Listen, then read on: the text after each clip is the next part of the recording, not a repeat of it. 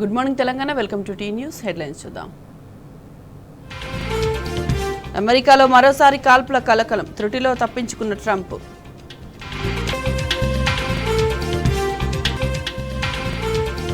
CM కేసీఆర్తో ముఖ్య నేతల సమావేశం, తాజా రాజకీయ పరిణామాలపై చర్చ.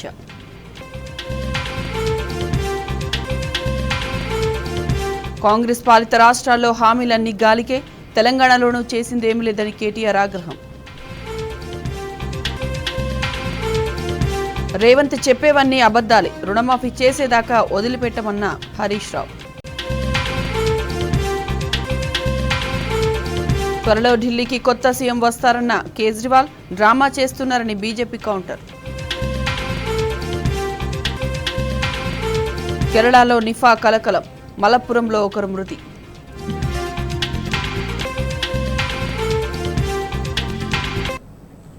అమెరికాలో మరోసారి కాల్పుల కలకలం చోటు చేసుకుంది. రిపబ్లికన్ పార్టీ అధ్యక్ష అభ్యర్థి యుఎస్ మాజీ అధ్యక్షుడు డొనాల్డ్ ట్రంప్నకు సమీపంలో కాల్పులు జరిగాయి. ఫ్లోరిడాలోని వెస్ట్ పామ్ బీచ్లోని తన గోల్ఫ్ కోర్టులో ట్రంప్ గోల్ఫ్ ఆడుతుండగా ఓ వ్యక్తి అనుమానాస్పదంగా తుపాకీతో సంచరించాడు. దీంతో ఆ వ్యక్తిపై సీక్రెట్ సర్వీస్ ఏజెంట్ ఫైరింగ్ చేశారు. అక్కడి కాలమానం ప్రకారం ఆదివారం మధ్యాహ్నం 2 గంటల సమయంలో ఈ ఘటన జరిగింది. సేఫ్గా బయటపడ్డ ట్రంప్ను సురక్షిత ప్రాంతానికి తరలించినట్లు సీక్రెట్ సర్వీస్ అధికారులు తెలిపారు.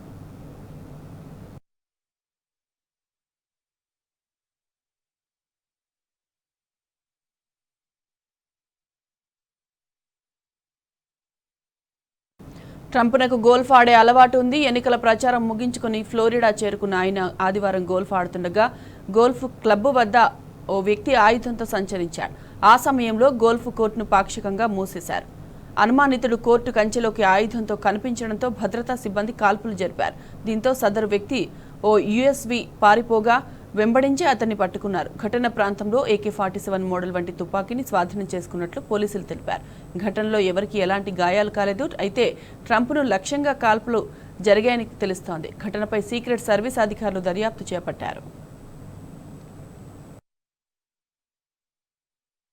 కాల్పుల ఘటనపై ట్రంప్ స్పందించారు. తాను సేఫ్గానే ఉన్నానని, ఏం జరిగినా వెనక్కి తగ్గేదే లేదని తేల్చి చెప్పారు.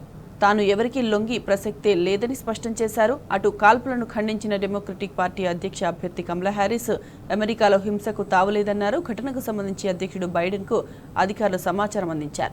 రిపబ్లికన్ పార్టీ సభ్యుడు South Carolina senator Lindsey Graham కాల్పుల ఘటనపై ఎక్స్ వేదికగా పోస్ట్ చేశారు. తాను ట్రంప్తో మాట్లాడానని, ఆయన క్షేమంగానే ఉన్నారని తెలిపారు.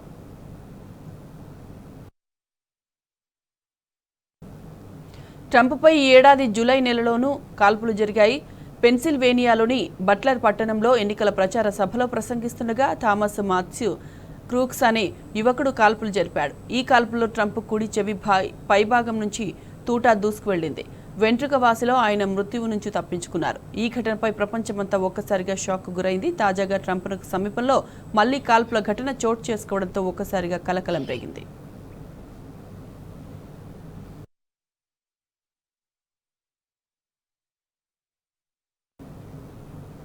బీఆర్ఎస్ వర్కింగ్ ప్రెసిడెంట్ కేటీఆర్ ఆధ్వర్యంలో సీనియర్ నేతలు ఎర్రవెల్లి నివాసంలో గులాబీ పార్టీ అధినేత కేసీఆర్తో సమావేశమయ్యారు. తాజా రాజకీయ పరిణామాలతో పాటు పలు అంశాలపై అధినేతతో చర్చించారు. ఈ మీటింగ్లో కేటీఆర్తో పాటు మాజీ మంత్రి ఎమ్మెల్యే ప్రశాంత్ రెడ్డి, మాజీ మంత్రి శ్రీనివాస్ గౌడ్, ఎమ్మెల్యేలు వివేకానంద గౌడ్, కౌశిక్ రెడ్డి, మాజీ ఎమ్మెల్యేలు బాల్క సుమన్, జీవన్ రెడ్డి, మర్రి జనార్దన్ రెడ్డి, కోరుకంటి చంద్ర తదితరులు పాల్గొన్నారు.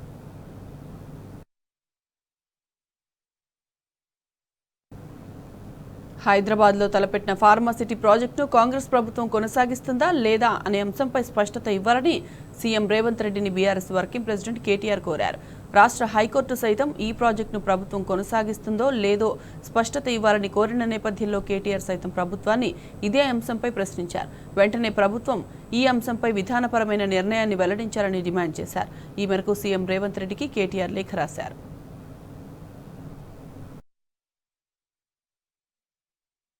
లైఫ్ సైన్సెస్, ఫార్మా రంగాల్లో హైదరాబాద్ను అంతర్జాతీయంగా నంబర్ 1గా నిలిపే ఉద్దేశంతో ఫార్మా సిటీ అనే బృహత్తరమైన ప్రాజెక్టును కేసీఆర్ ప్రభుత్వం చేపట్టిందని కేటీఆర్ గుర్తు చేశారు. ఇప్పటికే తెలంగాణ ఫార్మాస్యూటికల్స్ ఉత్పత్తుల్లో దేశంలోనే 40% వాటా కలిగి ఉందన్నారు.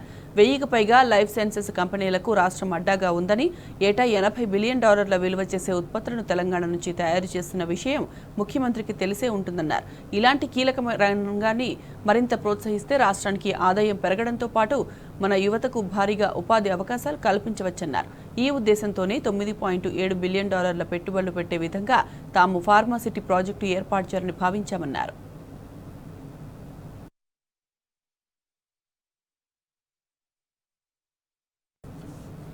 కాంగ్రెస్ పాలిత రాష్ట్రాల్లో అన్ని అడ్డగోలు హామీలు, కల్లబొల్లి మాటలేనని BRS working president KTR fire అయ్యారు. కర్ణాటకలో కాంగ్రెస్ ప్రభుత్వం ఏడాదిన్నరలో 3 సార్లు పాల ధర పెంచిందని మండిపడ్డారు. కర్ణాటకలో లీటర్ పాల ధరను ₹5 పెంచేందుకు సిద్ధమైందన్నారు. మరోవైపు హిమాచల్ ప్రదేశ్లోని కాంగ్రెస్ ప్రభుత్వం ఏకంగా గంజాయి అమ్మడానికి పర్మిషన్ కావాలని అర్జీ పెట్టుకుందన్నారు. తెలంగాణలోని కాంగ్రెస్ ప్రభుత్వం 100 రోజులు 6 గ్యారెంటీలు అనే డ్రామాలతో రోజులు గడుపుతున్నారని మండిపడ్డారు. బీఆర్ఎస్ సీనియర్ నేత నాగం జనార్దన్ రెడ్డిని కేటీఆర్ పరామర్శించారు. ఆరోగ్య సమస్య అనంతరం కోలుకుంటున్న నాగం జనార్దన్ రెడ్డిని ఆప్యాయంగా పలకరించి ఆరోగ్యం గురించి అడిగి తెలుసుకున్నారు. కేటీఆర్తో పాటు మాజీ మంత్రి శ్రీనివాస్ గౌడ్, బీఆర్ఎస్ శ్రేణులున్నారు.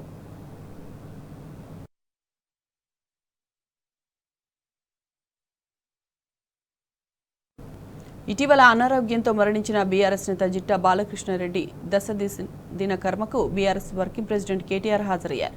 భువనగిరిలో జరిగిన ఈ కార్యక్రమానికి హాజరైన కేటీఆర్ జిట్టా బాలకృష్ణారెడ్డి చిత్రపటానికి పూలమాల వేసి నివాళులర్పించారు. అనంతరం కుటుంబ సభ్యులను పరామర్శించి వాళ్లను ఓదార్చారు.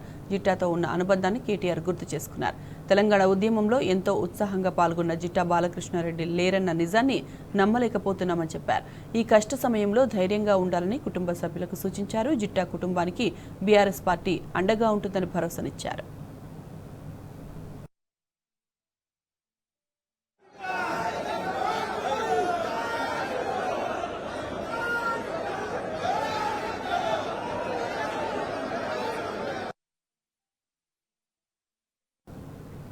సీఎం రేవంత్ రెడ్డిపై మాజీ మంత్రి ఎమ్మెల్యే హరీష్ రావు నిప్పులు చెరిగారు. ఆయన నోటి నుంచి వచ్చేవన్నీ అబద్దాలేనన్నారు.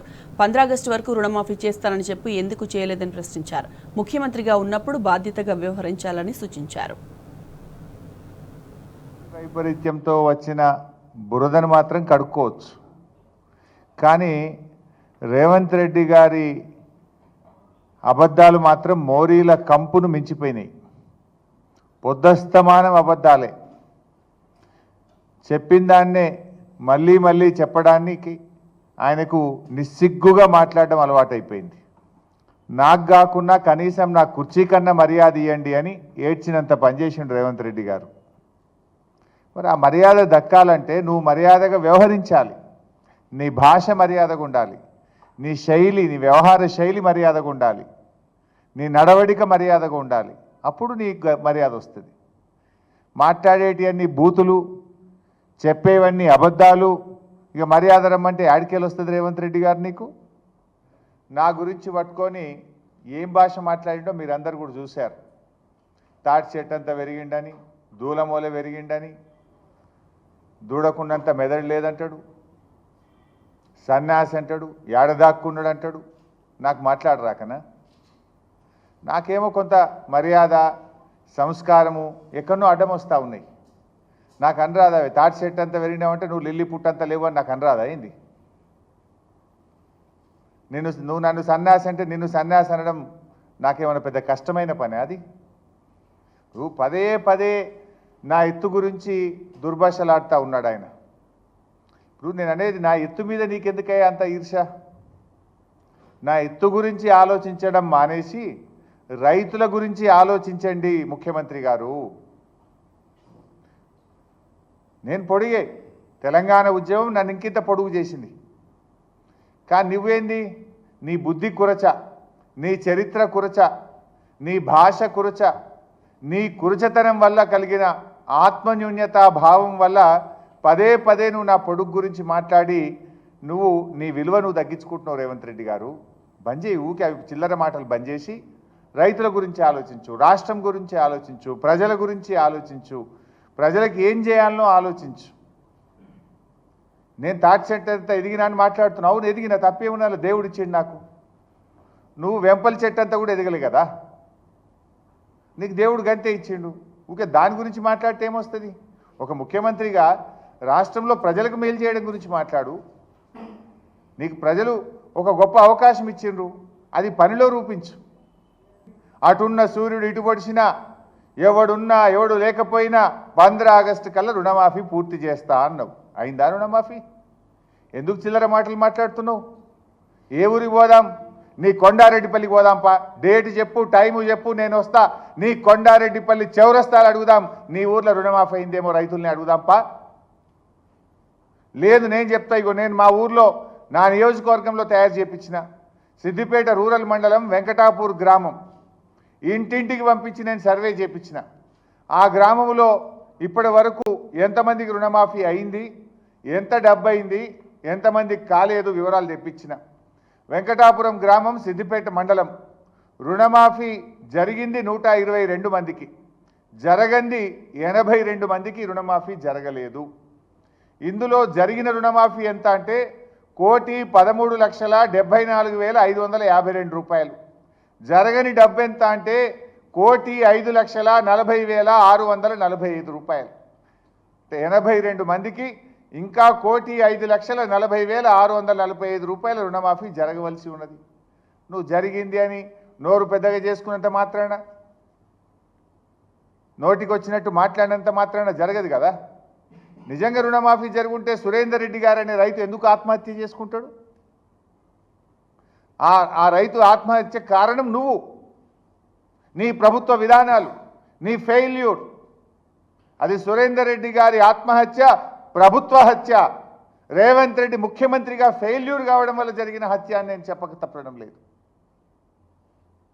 నువ్వట ఇచ్చిన మాట నిలబెట్టుకున్నావు. ఆడ నిలబెట్టుకున్నావు? అయిందా రుణమాఫీ? రాష్ట్రంలో 42 లక్షల మంది రైతులకు 31,000 కోట్ల రూపాయలు రుణమాఫీ జరిగేది ఉంటే మీరు చేసింది నీ ముఖానికి 17,000 కోట్లు. సగం మంది రైతులకు కూడా రుణమాఫీ చేయలేదా నువ్వే చెప్తున్నావు. ఇంకా నీ సిగ్గుగా నా గురించి మాట్లాడే నైతికత ఎక్కడిది? దొంగతనం చేసిన దొంగనే దొంగ దొంగ అన్నాడట. నువ్వు రైతుల్ని మోసం చేసింది నువ్వు, మాట తప్పింది నువ్వు, రుణమాఫీ చెయ్యంది నువ్వు, ఇంకా నా గురించి మాట్లాడతావా? నన్ను పట్టుకొని సన్యాసి, ఏం మాట నిలబెట్టుకున్నావు సన్యాసి అని నేను అనరాదైంది. నాకు మాట తప్పిన సన్యాసి, మోసం చేసిన సన్యాసి అని 100 సార్లు అనగలుగుతాను నిన్ను. కానీ నాకు సంస్కారం ఉన్నది. నువ్వు ఎన్ని అబద్ధాలు ఆడినావు. ఈయనట అన్ని మాటలు నిలబెట్టుకున్నాడట. ఏం చెప్పినావు నీ మేనిఫెస్టోలో? 100 రోజుల్లో 6 గ్యారెంటీలు అమలు చేస్తా అని మాట తప్పిన సన్యాసివి నువ్వు కాదా? డిసెంబర్లో ఇందిరమ్మ రాజ్యం వస్తుంది, 4,000 పింఛన్ ఇస్తావా, నీ మన్మడు కాళ్ళొత్తుతాడని చెప్పి ఓట్లేయించుకొని మోసం చేసిన సన్యాసివి నువ్వు కాదా? ఇచ్చినవా 4,000 పింఛన్? మహిళలకు 2,500 రూపాయలు ఇచ్చినవా? 100 రోజుల్లో 2,500 రూపాయలు ఇస్తా అని బాండ్ పేపర్ల మీద రాసి అక్క చెల్లెళ్ళ కాళ్ళేళ్ళ పట్టుకొని అధికారంలో కూర్చున్నాక అక్క చెల్లెల్ని మోసం చేసిన సన్యాసివి నువ్వు కాదా? విద్యార్థులకు 5 లక్షల భరోసా కార్డు ఇస్తా అని మోసం చేసిన సన్యాసివి నువ్వు కాదా? ఏడాదిలోగా 2 లక్షల ఉద్యోగాలు ఇస్తా అని నిరుద్యోగులను మోసం చేసిన సన్యాసివి నువ్వు కాదా? ఇట్లా చెప్పాలంటే చాలా ఉన్నాయి. కానీ మేము ఇంతకాలం మర్యాద ఓపికని బట్టు వస్తున్నాం. కానీ మర్యాదకు కూడా ఒక హద్దు పద్దు ఉంటుంది. కానీ నువ్వేమో రెచ్చిపోయి నువ్వు ఇవాళ మా గురించి మాట్లాడుతున్నావు. నాకేందో వివరాలు పంపిస్తా సన్యాసి కానీ మాట్లాడినావు. ఇగో నీకు పంపిస్తా వివరాలు. సిద్దిపేట మండలం వెంకటాపూర్ గ్రామంలో రుణమాఫీ జరగని 82 మంది రైతుల వివరాలు నీకు పంపిస్తా సన్నాసి, చూసి చెయ్యి. నువ్వు నాకు పంపించుడుగా నీకు పంపిస్తా. రెడీగా ఉన్నాయి, రైతు వారీగా ఒక్కొక్క రైతు పేరుతో సహా ఉన్నాయి. ఏ రైతుకు ఎంత రుణమాఫీ ఉంది, ఏ బ్యాంకులో ఉంది, ఎందుకు కాలేదో కూడా ఉంది.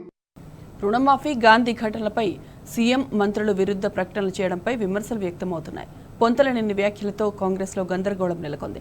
రైతుల రుణాలు మాఫీ కాలేదని మంత్రులు భట్టి, తుమ్మల, ఉత్తమ్, పొంగులేటి అంటుంటే సీఎం మాత్రం రుణమాఫీ ఆగస్టులోనే పూర్తి చేసినట్లు రేవంత్ ప్రకటించడంపై ప్రజల్లో అనుమానాలు వ్యక్తమవుతున్నాయి. బీఆర్ఎస్ ఎమ్మెల్యే కౌశిక్ రెడ్డిపై దాడి వ్యవహారంపై కూడా కాంగ్రెస్ నేతలు అస్పష్టమైన వ్యాఖ్యలపై ప్రజల్లో అసంతృప్తి వ్యక్తమవుతోంది.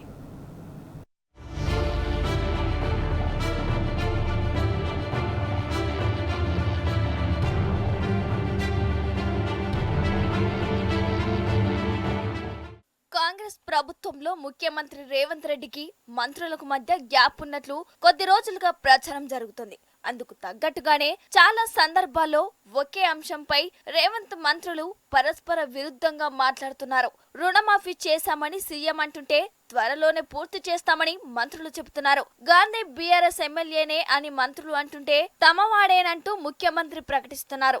అరికపూడి గాంధీ తమ వాడేనని, తమ వాళ్లే బీఆర్ఎస్ ఎమ్మెల్యే ఇంటిపై దాడి చేశారని సీఎం రేవంత్ రెడ్డి ఆదివారం ప్రకటించారు. అయితే గాంధీ బీఆర్ఎస్ ఎమ్మెల్యేనే అంటూ మంత్రులు శ్రీధర్ బాబు, మల్లు బట్టి విక్రమార్క ఇప్పటికే వ్యాఖ్యలు చేశారు. రుణమాఫీ విషయంలోనూ మంత్రులు గత నెల రోజులుగా చెప్తున్న మాటలకు, సీఎం చేస్తున్న ప్రకటనలకు ఎక్కడా పొంతన ఉండటం లేదు.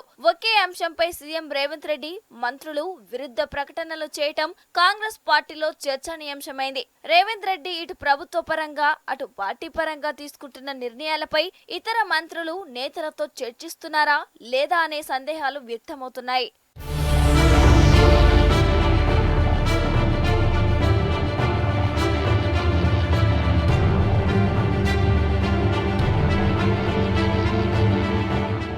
రుణమాఫీపై ముఖ్యమంత్రి రేవంత్ రెడ్డి రెండు నాల్కల ధోరణితో వ్యవహరిస్తున్నారనే విమర్శలు వస్తున్నాయి.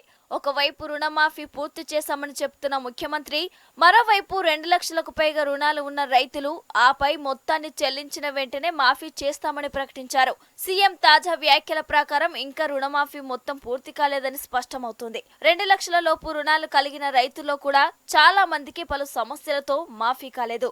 2 లక్షలకు పైగా రుణం కలిగిన రైతులు ఎవరికీ రుణమాఫీ కాలేదు. అలాంటప్పుడు రుణమాఫీ పూర్తయినట్లు ఎలా అవుతుందని ప్రతిపక్షాలు ప్రశ్నిస్తున్నాయి.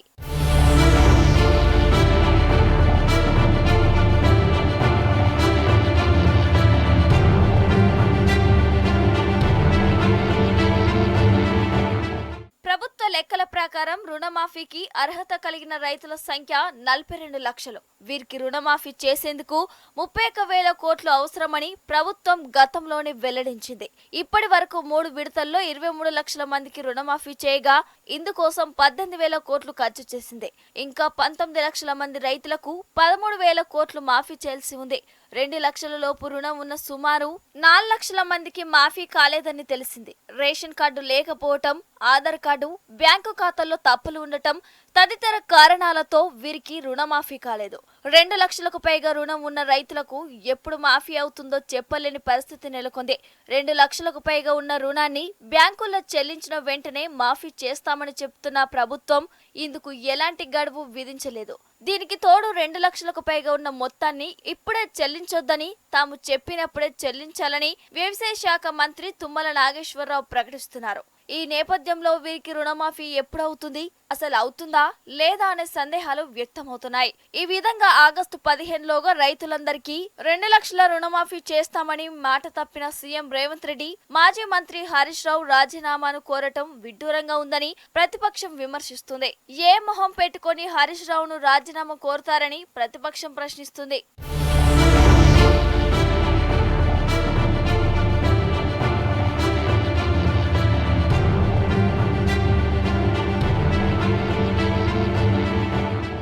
బీఆర్ఎస్ ఎమ్మెల్యే కౌశిక్ రెడ్డి ఇంటిపై దాడి చేసింది కాంగ్రెస్ పార్టీ వాళ్లేనని ముఖ్యమంత్రి రేవంత్ రెడ్డి కుండబద్దలు కొట్టారు. కౌశిక్ రెడ్డిపై దాడి చేసిన ఎమ్మెల్యే అరికపూడి గాంధీ ఏ పార్టీ వారో సీఎం స్పష్టం చేసినట్టయింది. ఈ వ్యాఖ్యల ద్వారా గాంధీ తమవాడేనని తేల్చి చెప్పేశారు. ఆదివారం గాంధీ భవన్ లో నిర్వహించిన పీసీసీ నూతన అధ్యక్షుడు మహేష్ కుమార్ గౌడ్ బాధ్యతల స్వీకరణ సభలో ముఖ్యమంత్రి కీలక వ్యాఖ్యలు చేశారు. ప్రతిపక్ష ఎమ్మెల్యేకు ఇవ్వాల్సిన పీఏసీ చైర్మన్ పదవిని ఫిరాయింపు ఎమ్మెల్యే గాంధీకి ఇవ్వడంపై బీఆర్ఎస్ మండిపడింది. దీంతో గాంధీ బీఆర్ఎస్ ఎమ్మెల్యే అని, అందుకే పీఏసీ చైర్మన్ పదవి ఇచ్చామని మంత్రులు శ్రీధర్ బాబు, బట్టి విక్రమార్క చెప్తూ వచ్చారు. సీఎం రేవంత్ రెడ్డి ఢిల్లీ పర్యటనలో గాంధీ బీఆర్ఎస్ ఎమ్మెల్యే అని చెప్పారు. ఆదివారం మాత్రం ఎమ్మెల్యే అరకపూడి గాంధీ కాంగ్రెస్ ఎమ్మెల్యేనని చెప్పకనే చెప్పారు. సీఎం రేవంత్ రెడ్డి తాజా వ్యాఖ్యలతో అబద్ధాల కుండ బద్దలైపోయింది. సీఎం రేవంత్ రెడ్డి వ్యాఖ్యలు ప్రతిపక్ష బీఆర్ఎస్ పై దాడులను ప్రోత్సహించేలా ఉన్నాయన్న విమర్శలు వస్తున్నాయి. సీఎం రేవంత్ భాషపై అభ్యంతరాలు వ్యక్తమవుతున్నాయి. ప్లాన్ ప్రకారమే కౌశిక్ రెడ్డిపై దాడికి ఉసిగొల్పారనే ప్రచారం సాగుతోంది.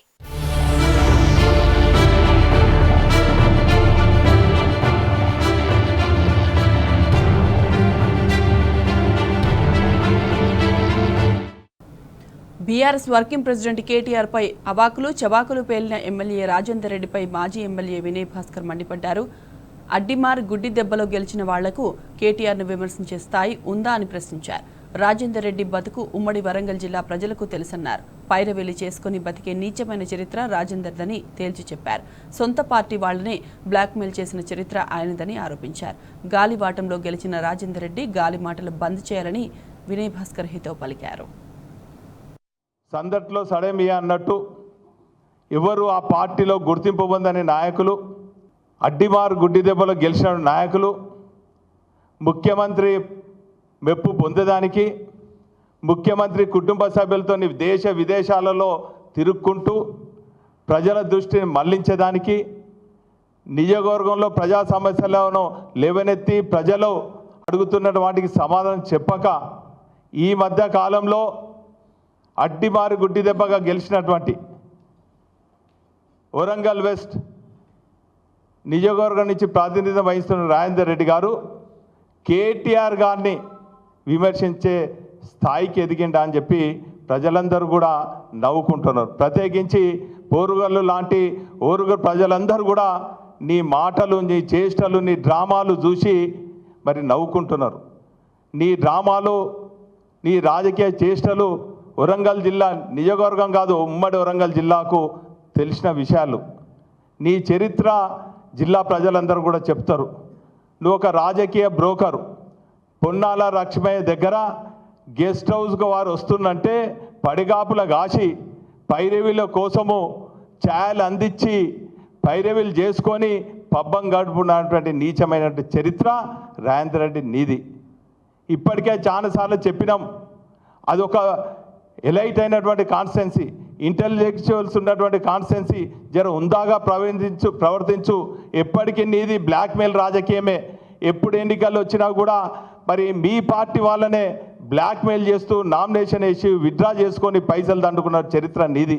ఏదో అడ్డిగా మారి గుడ్డి దెబ్బలా మరి ఫ్లూక్లో నీకు ఎంతోమంది పోటీదారులు ఉన్నా కూడా, నీకన్నా సీనియర్లు ఉన్నా కూడా అది ఏదో ఫ్లూక్లో నీకు టికెట్ వస్తే ఈ గాలి వాటంతో నిన్ను గెలిచి ఈరోజు గాలి మాటలు నువ్వు బంద్ చేయాలని కూడా ఈ సందర్భంగా తెలియజేస్తున్నాను. కేటీఆర్ను అనే స్థాయి అనేది వారు ఒక సీనియర్ నాయకుడు, సీనియర్ శాసనసభ్యుడు, 5 సార్లు గెలిచిన చరిత్ర ఆయనే, ఒక ఉద్యమకారుడు. ఆయన జైలుకి ఎందుకు పోయిండో నీకు తెలుసా? తెలంగాణ రాష్ట్ర సాధన కోసం ఉద్యమించే క్రమంలో ఆయన జైలుకు పోయిండు. నువ్వు ఎందుకు జైలు పోయినావో వరంగల్ జిల్లా చిన్న పిల్లగాన్ని అడిగినా కూడా నువ్వు ఎందుకు జైలు పోయినావో తెలుస్తుంది. ప్రెస్ మిత్రులను రాసిండ్రు, నువ్వు జైలు పోయిన కథలన్నీ కూడా కథనాలు వచ్చినాయి. ఎందుకు పోయిండు అనే సంగతి నెక్స్ట్ మరి ఇంకో సీరియల్లో చెప్తాను. వారి సీరియల్ చాలా ఉన్నాయి. ఇప్పుడు మాత్రము కేటీఆర్ను విమర్శించినందుకు నిజంగా నిన్ను ప్రజలు క్షమించరు, ఉద్యమకారులు ప్రత్యేకించి క్షమించరు. నువ్వు వారు ఉద్యమించేటప్పుడు నువ్వు ఎటుపోయినావు?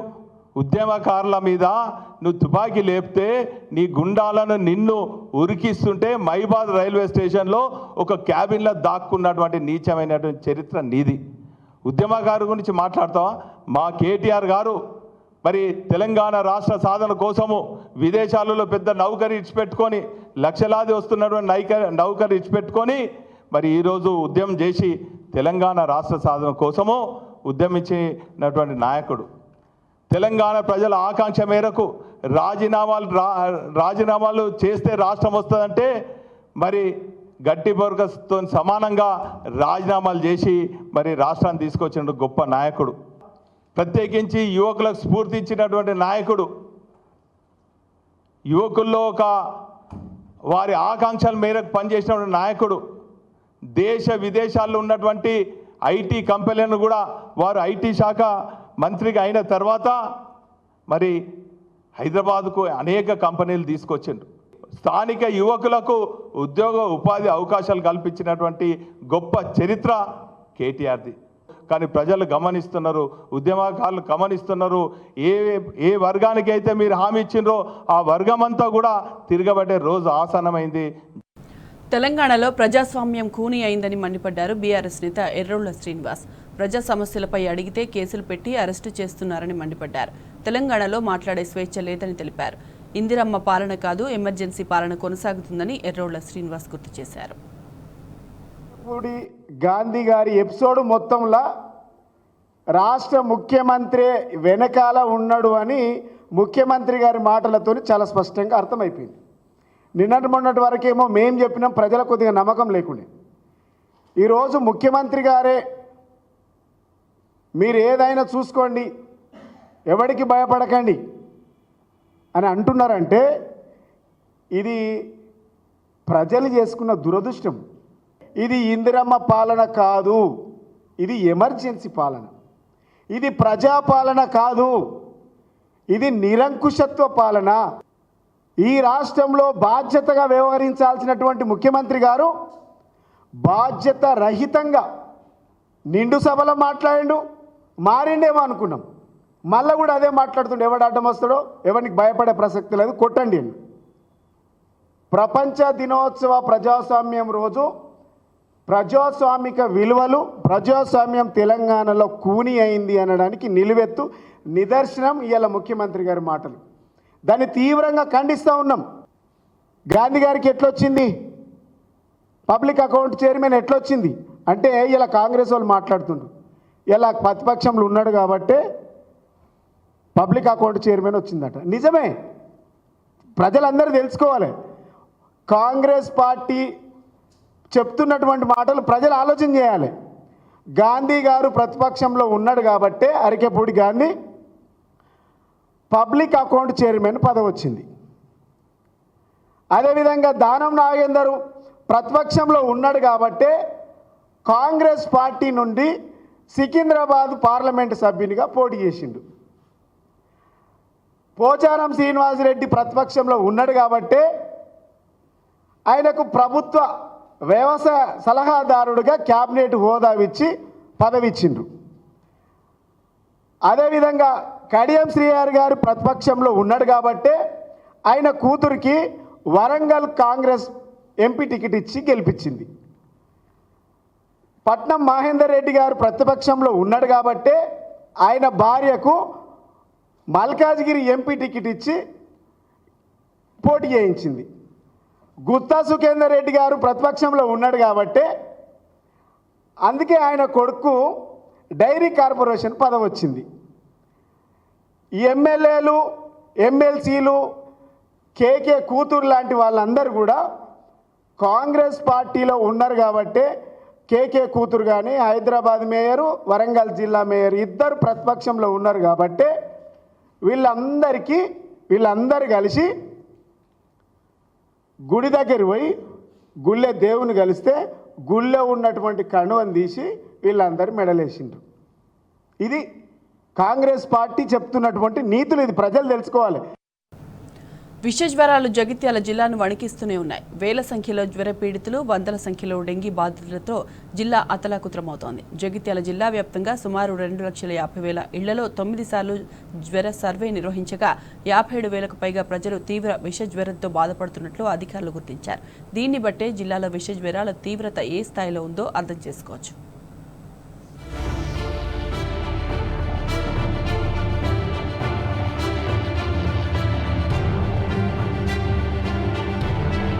జగిత్యాల జిల్లా వైరల్ ఫీవర్లతో వణికిపోతుంది. పారిశుద్ధలేమి, దోమల నివారణకు చర్యలు తీసుకోకపోవడంతో రోజు రోజుకు డెంగ్యూ, చికెన్ గున్యా, మలేరియా కేసులు పెరుగుతూనే ఉన్నాయి. ప్రభుత్వ రికార్డుల ప్రకారం డెంగ్యూ కేసులు 230కి పైగానే ఉండగా విష జ్వరాలు వేల సంఖ్యలో ఉన్నాయి. జిల్లాలలో ప్రధానంగా మెట్పల్లి, కోరుట్ల, కదలాపూర్, సారంగపూర్, మల్యాల, కొడిమ్యాల, జగిత్యాల పట్టణంలోని గ్రామాల ప్రజలే మంచం బారిన పడడం అనంతరమే వైద్యాధికారులు శిబిరాలు ఏర్పాటు చేసి చికిత్స అందిస్తున్నారు.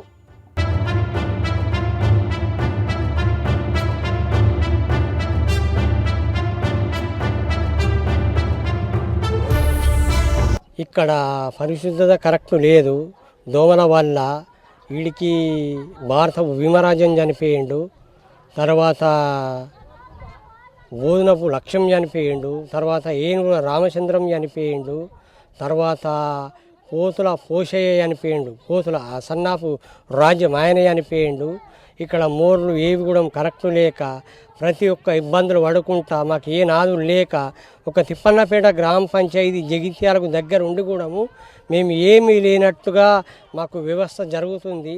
దీన్ని ప్రతి చర్య తీసుకొని ప్రతి కలెక్టర్ కానీ సబ్ కలెక్టర్ కానీ ఆర్డీఓ కానీ ఎంపీడీఓ కానీ మా ఊరుకు న్యాయం జరిగేటట్టు వేయాలి. ఇదిలా ఉంటే జగిత్యాల నియోజకవర్గం సారంగపూర్ మండలంలోని పెంబట్ల కోనాపూర్ పోచంపేట గ్రామాల్లో నెల వ్యవధిలో విష జ్వరాల కారణంగా 10 మంది మరణించగా జగిత్యాల రూరల్ మండలం తిప్పన్నపేట గ్రామంలో 10 రోజుల్లో 4 మృత్యువాత పడటం ఆందోళన కలిగిస్తోంది. రోజు రోజుకు విష జ్వరాలు విజృంభిస్తున్నాయి. అయితే కేసులు పెరిగిన తర్వాతే అధికారులు శిబిరాలు ఏర్పాటు చేసి రక్త పరీక్షలు నిర్వహిస్తున్నారు తప్ప ముందస్తు చర్యలు చేపట్టడం లేదని ప్రజలు వాపోతున్నారు. జ్వరం, కాళ్ళ నొప్పులు, చలిచాలి అప్పుడే ఉడుకు అందరికి వచ్చింది, బాగా మందికి వచ్చింది. బాగా అంటే అందరికి ఇంటింటికి అచ్చుడు పోవుడు, నొప్పులు, కాళ్ళు అయితే లేత్తలేవు. విష జ్వరాల తీవ్రత పెరుగుతుండటంతో ప్రజలు నేరుగా జిల్లా కలెక్టర్కే ఫిర్యాదు చేసి వైద్య శిబిరం ఏర్పాటు చేయాల్సిందిగా కోరుతున్నారు. దాంతో మొద్దు నిద్ర వీడిన వైద్య ఆరోగ్య శాఖ అధికారులు ప్రత్యేక వైద్య శిబిరం ఏర్పాటు చేసి ఇంటింటా జ్వర సర్వే చేస్తూ పరీక్షలు నిర్వహిస్తున్నారు. గత ఏడాది మొత్తం డెంగ్యూ కేసులు కేవలం 79 మాత్రమే నమోదు కాగా ఈ ఏడాది జూలై నాటికే 250కి పైగా నమోదవటం సర్కార్ నిర్లక్ష్యానికి అర్థం పడుతోంది. నమోదైన డెంగీ విష జ్వరాల కేసులు వైద్య ఆరోగ్య శాఖ లెక్కలు మాత్రమే కాగా ప్రైవేట్లో చికిత్స పొందుతున్న వారు వేల సంఖ్యలోనే ఉన్నారు. కాళ్ళు ఏతులు గుంజుడు జ్వరం ఎప్పుడు తాపకోల కత్తుంది మగ్గుతుంది. జ్వరాలు వచ్చి బాగా మంది అంటుండ్రు సారు. ఇంటికొక్కళ్ళు ఇంటికి 2 ఉన్నారు. కేసుల తీవ్రత పెరిగిన అనంతరం సుమారు 5 లక్షలకు పైగా కుండీలు, పాత టైర్లు, ఇతర సామాగ్రి నుండి నిల్వ నీటిని సిబ్బంది తొలగించగా 20,000 కుండీలలో లార్వాలు ఉన్నట్లు గుర్తించారు. 240 చోట్ల వైద్య శిబిరాలు ఏర్పాటు చేసి మందులు పంపిణీతో పాటు పరిసరాల శుభ్రతపై అవగాహన కల్పించారు. డెంగ్యూ జ్వరాల నిర్ధారణ అయిన వారి ఇంటి చుట్టుపక్కల 12,654 ఇళ్ల చుట్టూ మందులను స్ప్రే చేసిన వ్యాధుల తీవ్రత కట్టడి కాకపోవడంతో ఆందోళన కలిగిస్తున్న అంశం. ముందస్తుగా పారిశుద్ధ్యంపై చర్యలు చేపడితే ఇంత తీవ్రత ఉండేది కాదని ప్రజలు చర్చించుకుంటున్నారు. గ్రామాల్లో 10ల సంఖ్యలో మరణాలు తీవ్రంగా కలిచివేస్తున్నాయి. అధికారులు క్షేత్రస్థాయిలో చర్యలు తీసుకుంటున్నప్పటికీ కూడా వైరల్ ఫీవర్ తీవ్రత మాత్రం ఆగడం లేదు. మరి పారిశుద్ధ్యంపై ప్రత్యేక శ్రద్ధ తీసుకొని ముందస్తు జాగ్రత్తలు చేపడితే ఇంకా ఈ కేసులు నివారించవచ్చు. ఇది మొత్తంగా జగిత్యాల జిల్లాలో జ్వరాలకు సంబంధించి డెంగీ కేసులకు సంబంధించి ఉన్నటువంటి తీవ్రత. కెమెరా పర్సన్ మనోజ్ కుమార్తో సందీప్ రావు, టీ న్యూస్, జగిత్యాల జిల్లా.